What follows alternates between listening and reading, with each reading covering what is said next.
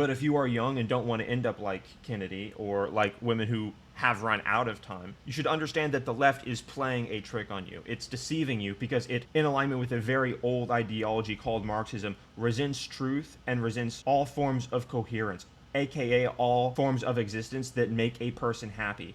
The demonization of the family is just the tip of the iceberg, and the demonization of masculinity is emblematic of a lot more. But it's also the alignment to anti-truth in any category you could define truth. You see this in the voting patterns of women, where you see, if you were to ask them very simple logic-based questions, if they're on the left possessed by the resentment of Marxism, their answers are almost seemingly deliberately anti-logical. An example of this is repeated opportunities to vote for law and order, putting criminals in jail for violent offenses in New York, San Francisco, other liberal cities, when repeatedly, over and over again, the population that is most affected by violent criminals and being assaulted, considering that women are the weaker sex, do not vote for law and order because putting criminals in jail is too oppressive. It's too, again, giving into objective reality, giving into justice. And so they vote in droves repeatedly every single election to keep themselves unsafe, because to do otherwise would be to give into some whatever the lie, the patriarchy, capitalism, whatever the lie of Marxism may be in their head.